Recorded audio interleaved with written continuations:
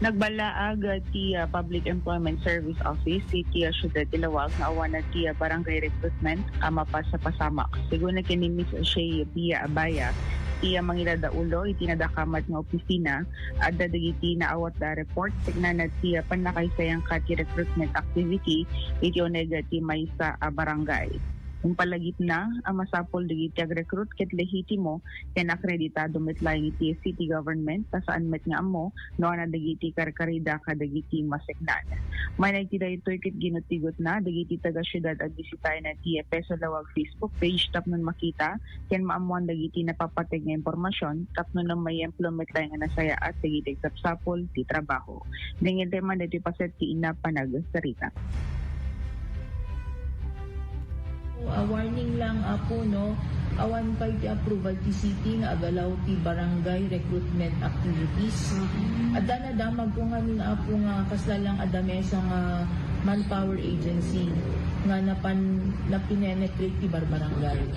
Ket haan po mga kasday apo kasi hantay met apo amo no digita ikarkarida kada kayo.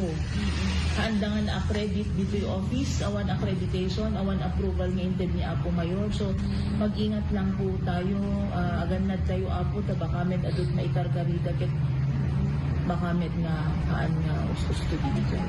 So nga dapat at the accreditation that the city can, as of the moment, haantay na i-allow ti barangay recruitment talaga because masapol na titutok nga monitoring no kanu makasda ket awan met manpower tayo nga mabalin nga mga proyekto. So amin nga recruitment activities apo ito'y lang City Hall, ito'y Peso office no ka apo. So di barangay lang mo, ag-disseminate lang din? Ag-disseminate lang apo. In fact, kasali ak di GC, ti Community Affairs, ti Barbarangay, ag-forward na no kami kung siya apo. Kaya encourage ko man apo, agdeng-deng nga, gagbas-basag, buya. Pisman lang apo, i-follow tayo ti Peso Lawag page. Nabuo din opisina, mangtulong kapno matulungan natin constituency Lawag na amin ko maket may empleo. Iti marangal, disente, ken usto nga makaawat to ti no ana ti maikwat iti labor and ti dole apo Department of Labor and Employment kapno na awan to problem na kaya Going pagkalas. Iya paset, iya panagsarita ni Miss Shea Pia Abaya. Iya mga idadaulo, iti Public Employment Service Office, iti syudad ti Ilawag.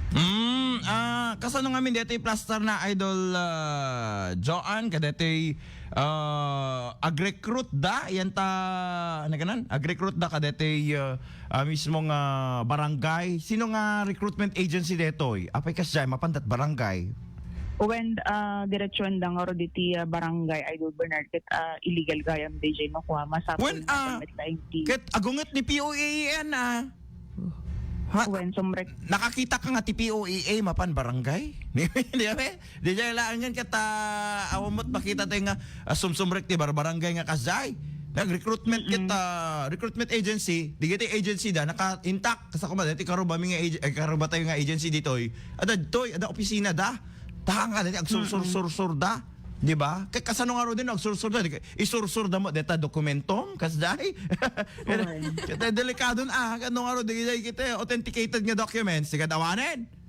well, isong oro deti warning tatay niya Miss Shea Pia nga masapul nga kitain ken man ada dagiti kasi nga mapasamak masapul nga may report iti opisina so far o matenti sunod na di mo na nga report idol bird at deti mapaspasangasangan apan naglukat ti may sa amol talaga nga gagar dagiti job hunters nga makasapul ti pagtrabahuan na ket gundawayan met dagiti illegal recruitment idol Bernard.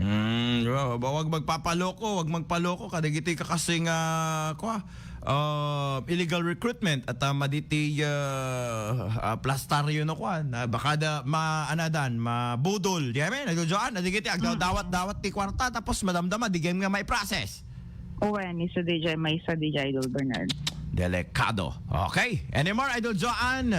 DJ Pailang ti damag iti Peso Lawag kadwa iti 99.5 Lawag Idol Joan 15 tatak or MN.